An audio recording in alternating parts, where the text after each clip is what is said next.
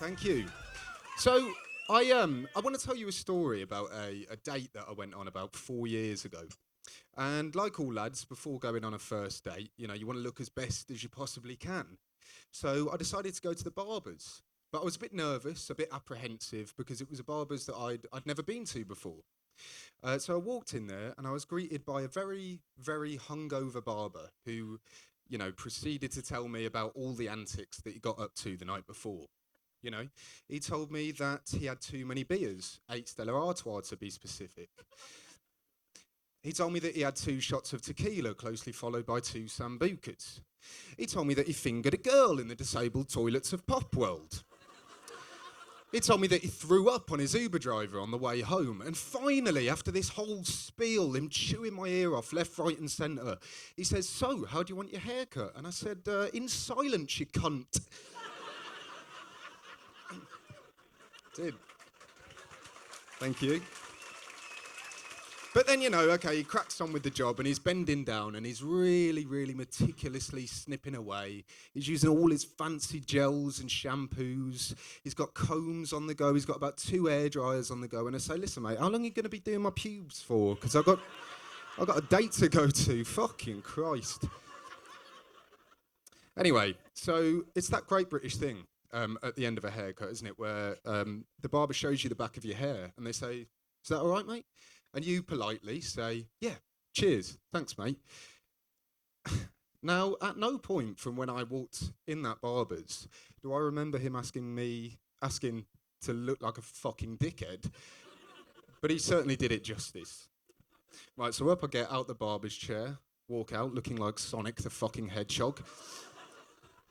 And I head down towards the bus stop because I'm getting the bus into town to meet my date. And there's a woman there. And I say to her, "Excuse me, love, when's it due?" She turns to me and she says, "I'm not pregnant, you cheeky bastard." And I said, "No, God, no, no, no, no, you got the wrong end of the stick. I meant the bus, you fat bitch." I don't know, it must have been the pre-date nerves, so... But anyway, the bus comes and it's the 50 bus. And I'm sure we're all aware of the 50 bus in Birmingham, right? Yeah, it's absolutely rammed and full of crackheads and drunks. But I managed to get myself a seat, and I sit down, and there's one spare seat next to me, and I see this guy come up the stairs. He's mumbling to himself and just being a fucking crazy geezer. And he sits down next to me, just my luck. And before long, the first interaction happens, and he says, "How you doing?" And I'm thinking, right, Raife, just nip this in the bud and carry on with your journey in peace. So I turn to him and I say, "Yeah, good, thanks, mate." And then he just carries on mumbling to himself, and then next stop comes, and he says something again to me. He says, "Do you love me?" Now, I've only just met this geezer, yeah? But he's clearly into the Sonic the fucking Hedgehog look that I'm going for. So I just turn to him and I say, "I like you." And then finally, we carry on with the journey. He's still mumbling to himself. And the final thing he says to me, it really upset me. He said, "I'm just feeling really, really low at the moment."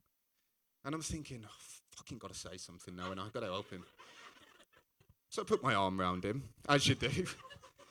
And I say to him, "You are a strong, independent man, yeah? And I know you're going through a dark place at the moment, but you will get through this."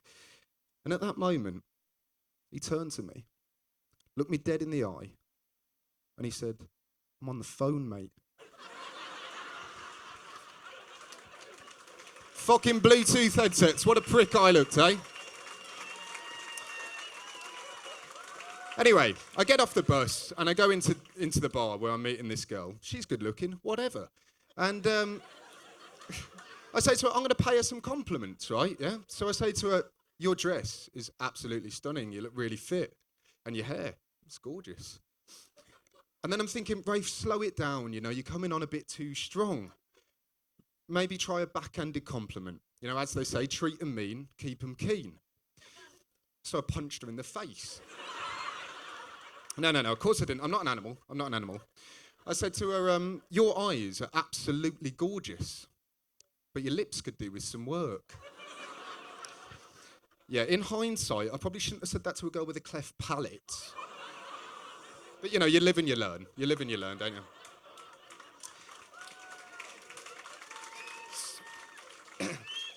So anyway, the rest of the date goes really, really well. And before long, I'm back at hers, lying bollock naked on her bed.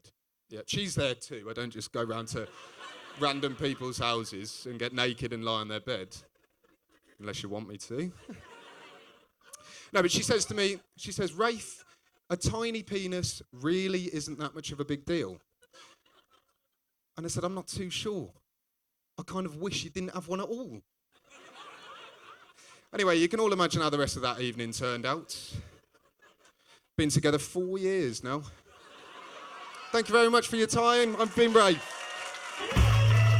Ladies and gentlemen, let's hear it for Raife Connolly Maddox.